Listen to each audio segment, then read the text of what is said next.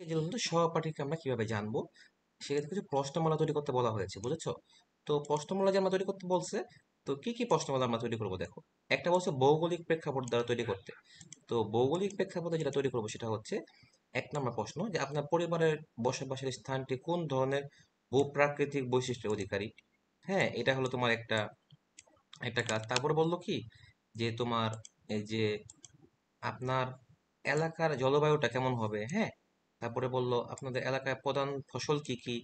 তারপরে বললো যে কোন প্রাকৃতিক দুর্যোগ এখানে বেশি ঘটে। পরিবেশ সংরক্ষণে আপনার এলাকায় কি কি পদক্ষেপ গ্রহণ করা হয়। তোমরা যদি কেউ না বুঝো, আমি কিন্তু রিডিং পড়ে দিচ্ছি, আমার সাথে সাথে তোমরা নোট করে নিবা। সামাজিক ও সাংস্কৃতিক প্রেক্ষাপট কি কি দিব। আপনার পরিবারের প্রধান ভাষা কি, আপনার পরিবারের মানুষের প্রধান পেশা কি, আপনার এলাকায় কোন কোন ধর্মের মানুষ বসবাস করেন, আপনার পরিবারের প্রধান উৎসবগুলো কি কি, আপনার এলাকার মানুষের সাধারণ পোশাক কি রকম।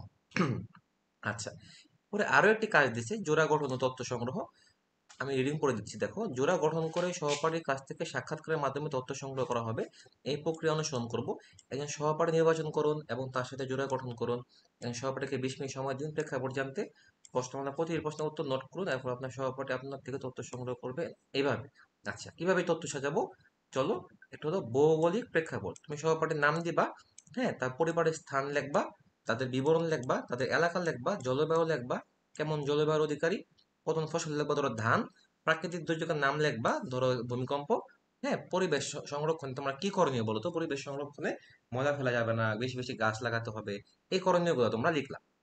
আচ্ছা, এরপরে কি, সামাজিক ও সাংস্কৃতিক প্রেক্ষাপট। তো সহপাঠীর নাম দিলা, আবারও পরিবারের প্রধান ভাষা দিলা, প্রধান পেশা দিলা, ধরো কৃষিকাজ, তাদের ধর্ম দিলা, ধরো ইসলাম বা হিন্দু ধর্ম, ধর্মের মানুষ বসবাস করে। প্রধান উৎসব দিলা, ধরো উৎসব দিলা, ধরো তোমার ধান উৎসব, ধান কাটার উৎসবটা বা হাল খাতা। সাধারণ পোশাক, পোশাকের বিবরণটা তুমি দিলা। এবার চলো, সতীর্থকে মূল্যায়ন করতে বলা হয়েছে, যে প্রশ্নমালার প্রাসঙ্গিকতা। হুম, তারপরে এটা তোমার আহ মূল্যায়ন করতে দিবা, করে দিবে।